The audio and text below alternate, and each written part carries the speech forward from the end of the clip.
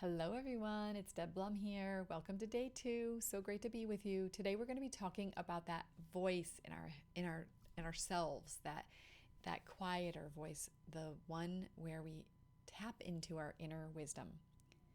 So, I don't know about you, but I tend to be a bit of a person who's in my head. So, I'm usually the one that has a lot of things going on in there. I have lots of ideas. I always have a million things on my to-do list.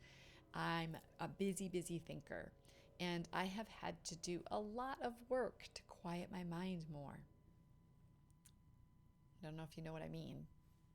Maybe you do. Maybe you know what I'm talking about here. And then you add the holidays to it and a pandemic, and there's so much that we could be thinking every single day. And some people tend to worry a lot. There can be that sense of pressure and all the shoulds. That voice that we have there is the voice of the ego. It's the ego defense mechanism. It's the part of us that's trying to make sure that we've got control over life, right? We're trying to create a sense of control, that we have gotten things done, that we don't want to disappoint anybody. It's the place that we come from that's a little bit more fear-based. It says like, I'm a little bit afraid in this situation and I've got to do something. I'm afraid of disappointing or not being approved of or letting people down. The need to get it right, the need for it to be more perfect. That voice is a voice that keeps us in our heads and it keeps us tense. And when we are disconnected from our hearts because we're just trying to do, and we're acting that way, what we do is we really lose connection to all that we have in our bodies. The body is the source. The heart, the body, the womb space, all of our bodies, that is the source of the wisdom, that quiet inner wisdom. So my invitation for the next 24 days is that we notice the difference between the voice that's in our head and the voice that's in our body.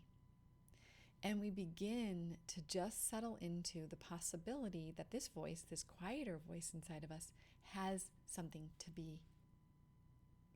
contribute to the conversation, that there might even be another way of being in the world that is a slower pace, that actually has us being able to tap into even greater wisdom than our mind can conceive of.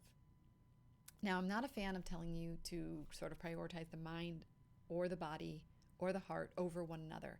It's really about coming together in much more of a cohesive way.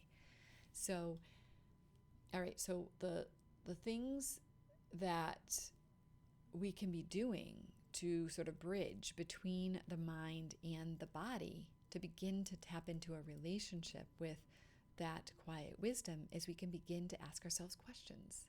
So when we feel that sense of reactivity or that sense that we need to do something now, urgency, pressure, we can slow down and start to ask ourselves questions like, what do I feel right now?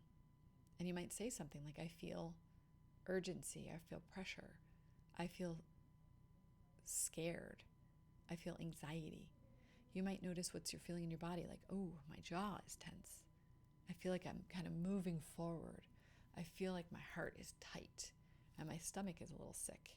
We start to build a relationship with our body and with our heart, and we get to learn and we get to see, wow, I am carrying a lot of pressure right now. What am I telling myself that has me feeling all of these feelings? I'm telling myself that I need to do this and I have to do it now. We get to ask ourselves questions. Do we need to? Is that actually true? We get to ask ourselves, what do I need right now? You might need rest. You might need to slow down. You might need to ask somebody else for help. So we begin to tap into these things. Now, these might be big edges for you. They might not be easy things for you to do. But the question is, how can we bridge ourselves from our minds into our hearts so we begin to listen to the wisdom that our bodies have to tell us? It's a quieter voice. It does require some silence.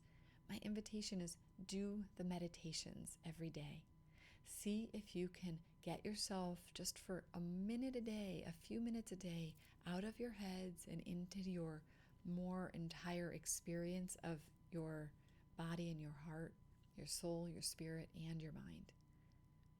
So I'd love for you to go over to your vision board, Advent calendar, and go to day 2 and add a commitment that you're going to make, or an intention that you are willing to set, an affirmation for how you're going to be. And I invite you to have it be something like, I am going to recognize the difference between the pressure and egoic mind that I have and the wisdom and the quieter voice that comes from my body. Thanks so much, everyone. I hope you enjoy this exercise for today, and we will see you tomorrow.